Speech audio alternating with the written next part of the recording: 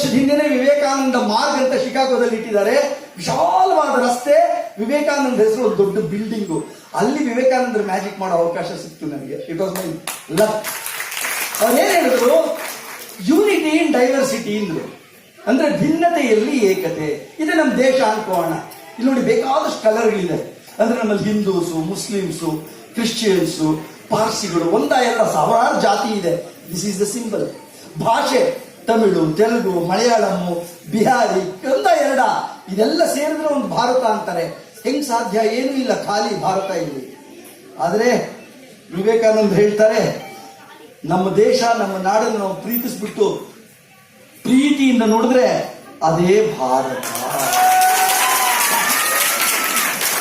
ಭಾರತ ಜನನೀಯ ತನು ಜಾತೆ, ಜಯ ಹೇ ಕರ್ನಾಟಕ ಮಾತೆ ಎಂದ್ರು. ಕರ್ನಾಟಕ ಇಲ್ಲದೆ ಭಾರತ ಇನ್ಕಂಪ್ಲೀಟ್ ಆಗುತ್ತೆ? ಸಾಧ್ಯನೇ ಇಲ್ಲ. ಆದ್ರೆ ಭಾರತ ಕಂಪ್ಲೀಟ್ ಆಗ್ಬೇಕಾದ್ರೆ ಕರ್ನಾಟಕ ಬೇಕು. ಕುವೆಂಪು ಅವ್ರು ಹೇಳಿದ ಮಾತನ್ನ ನಾವು ಮರೆಯೋ ಹಾಗೆ ಇಲ್ಲ. ನಿಮ್ಗೆ ಆಶ್ಚರ್ಯ ಆಗುತ್ತೆ. That is Karnataka.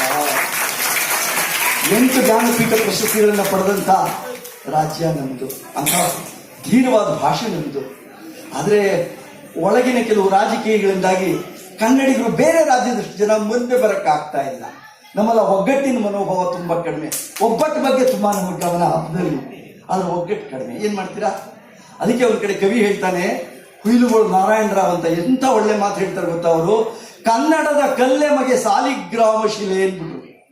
ಕರ್ನಾಟಕದಲ್ಲೆಲ್ಲ ಕಲ್ಲು ಸಿಗ್ಲಿ, ಅದು ಅವ್ರಿಗೆ ಸಾಲಿಗ್ರಾಮ ಶಿಲೆ ಅಂತೆ. ಕನ್ನಡದ ಪುಲ್ಲೆ ಮಗೆ ಪರಮ ಪಾವನ ತುಳಸಿ. ಕನ್ನಡದ ನುಡಿಯದುವೆ ಗಾಯತ್ರಿ ಅದ್ಭುತ ಮಂತ್ರ. ಕನ್ನಡದ ಶಬ್ದ ಮದೆ ಯಮಗೆ ಓಂಕಾರ. ಕನ್ನಡವೇ ಸತ್ಯ, ಕನ್ನಡವೇ ನಿತ್ಯ. ಅದಿದ್ದಾಗೆ ದೇಶ, ಭಾಷೆ, ಸಂಸ್ಕೃತಿ ಬೆಳೆಯಕ್ಕೆ ಸಾಧ್ಯ.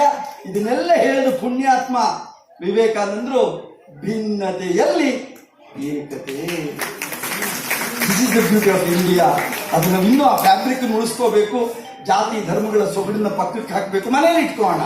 ಪೂಜೆ ಪುನಸ್ಕಾರ, ಸಂಧ್ಯಾವರಣೆ, ಪ್ರಾರ್ಥನೆ, ಪ್ರೇಯರ್ ಎಲ್ಲ ಮನೆಗೆ ಇಟ್ಕೊಂಡು ಮನೆಯಿಂದ ಹೊರಗೆ ಬಂದ ತಕ್ಷಣ ನಾವು ಭಾರತೀಯರು ಅಂತಾದರೆ ಈ ದೇಶ ಇನ್ನೂ ಒಳ್ಳೆಯ ಹಂತ ತಲುಪುತ್ತೆ ಅನ್ನೋ ಒಂದು ಆಶ್ವಾಸನೆ ಇಟ್ಕೊಂಡು I will go to the next magic. Thank you.